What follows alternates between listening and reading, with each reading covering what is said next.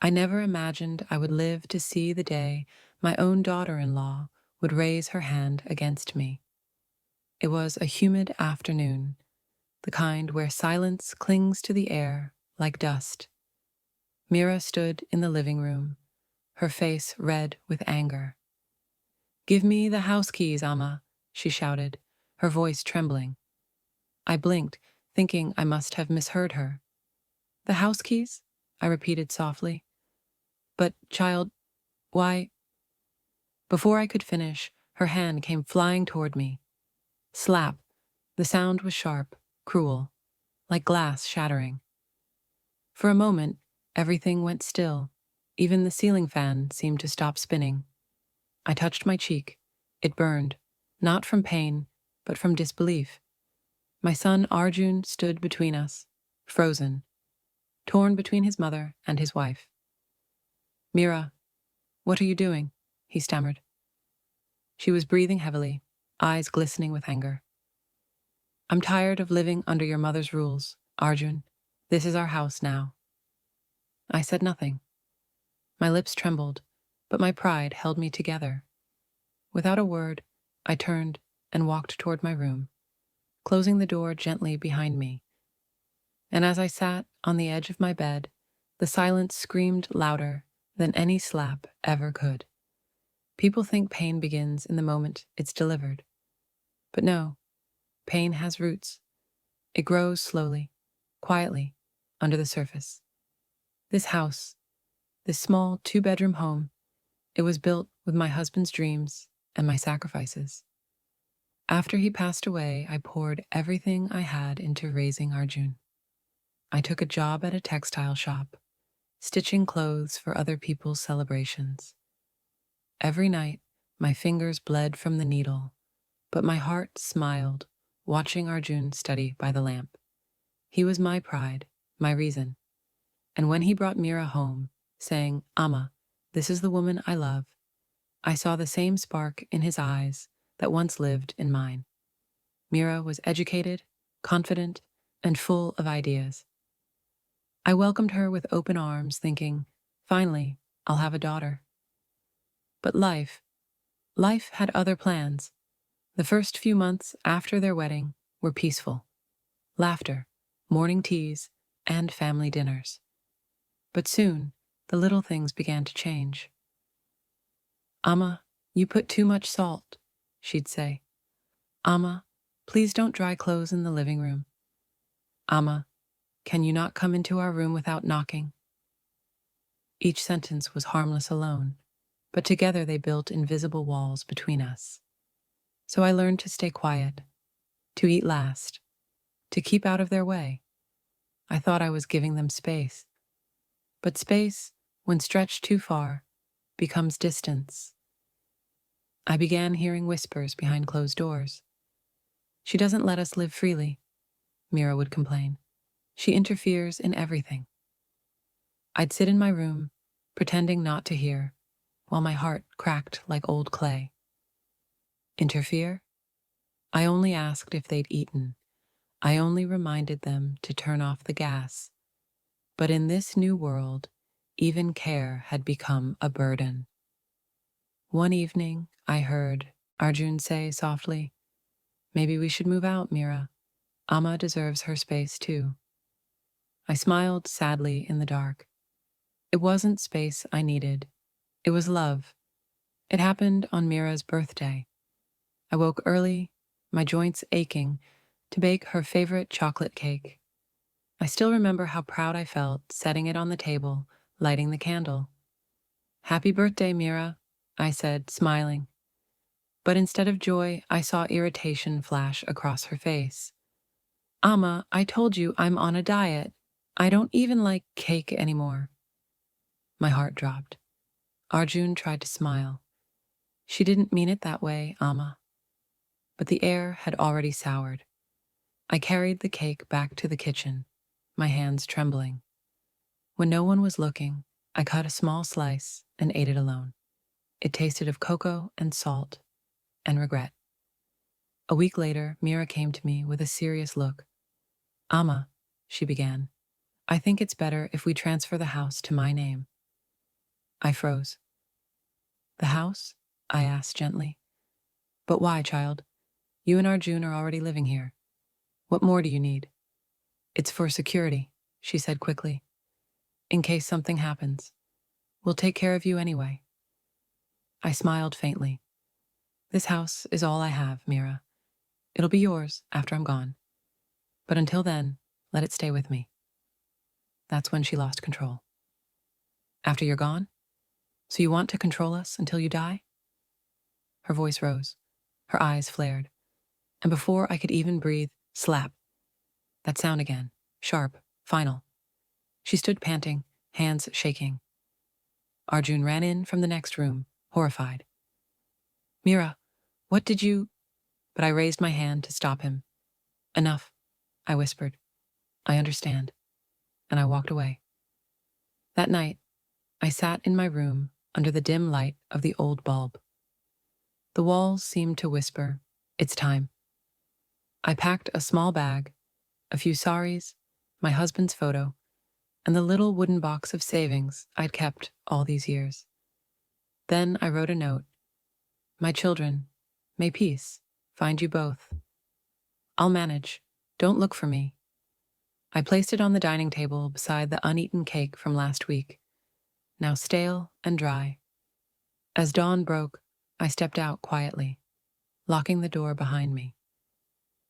For the first time in years, I walked without looking back. The city's old-age home wasn't grand, but it was peaceful. They gave me a small bed by the window. From there, I could see the mango tree swaying outside. The warden, a kind woman named Sister Mary, brought me tea and said, Welcome home, Amma. Home. The word felt strange but comforting. In the days that followed, I met others like me, forgotten mothers, lonely widows, and women who once held families together.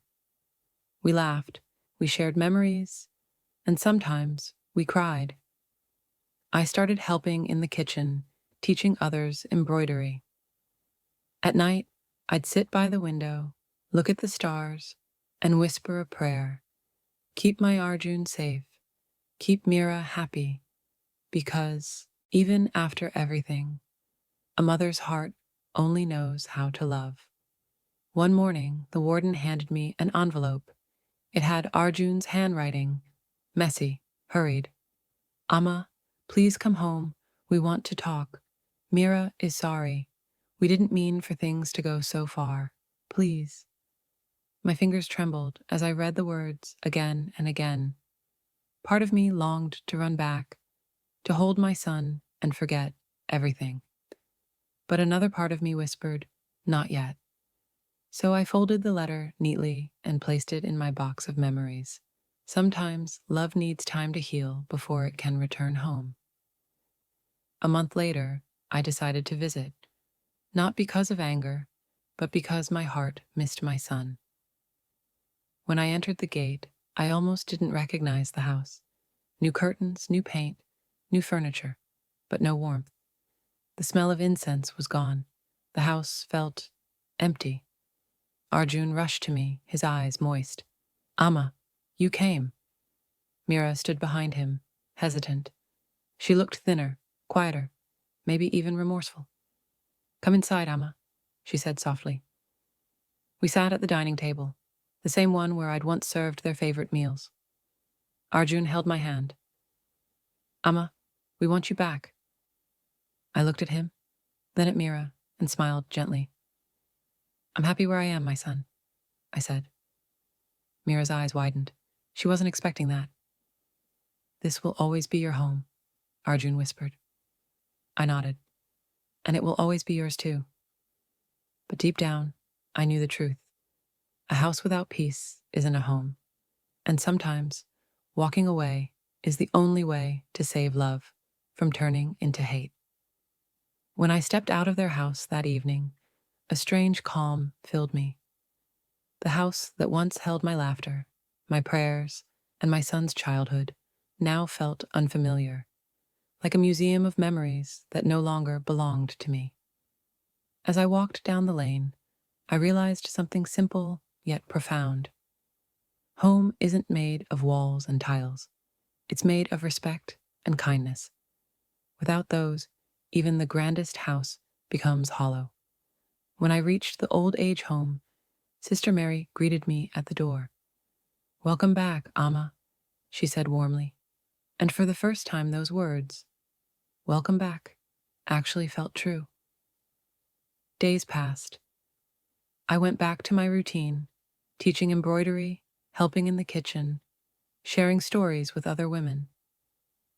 But one afternoon, as I was watering the small garden behind the home, I heard footsteps. It was Mira. She looked different, her usual confidence replaced by hesitation. Her eyes were red, and in her hands was a small box of sweets. "Amma," she whispered, her voice trembling. I'm I'm sorry." The wind carried her words softly between us. I didn't scold her. I didn't ask why now. I just smiled gently and said, "It's all right, child." She nodded, tears spilling down her cheeks. I was wrong.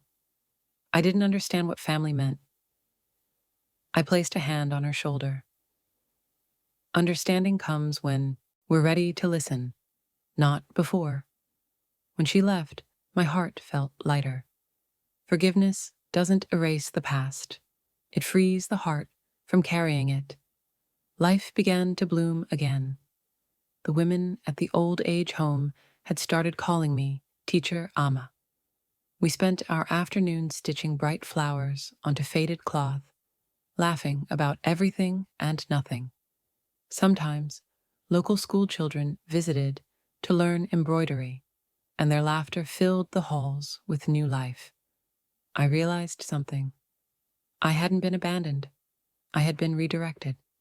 Maybe God wanted me to mother those who had no one left to call Amma. And in giving them my love, I found pieces of myself I thought I'd lost forever.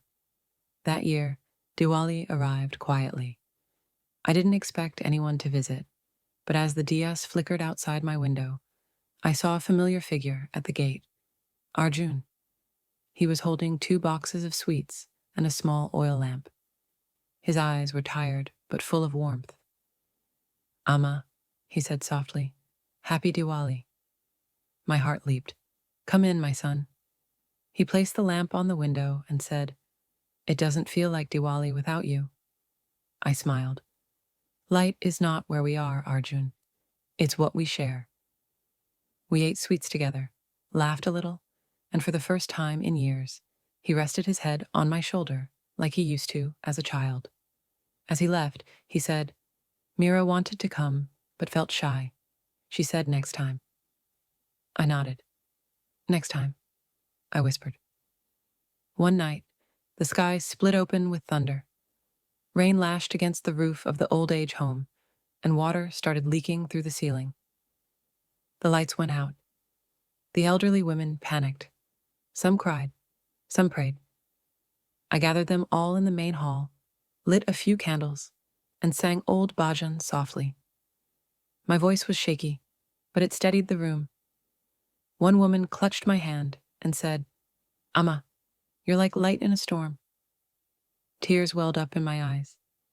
Maybe I wasn't useless after all. Maybe God had kept me here for a reason. When the morning sun rose and the storm had passed, I stepped outside to see the mango tree still standing strong, branches broken but roots unshaken, just like me. A few weeks later, Arjun came again, this time alone, visibly anxious. "Amma," he said, his voice trembling, "Mira is expecting." For a second, my heart stopped, then it filled with joy so powerful it hurt. "A baby?" I whispered. "You're going to be parents?" He nodded, smiling through tears.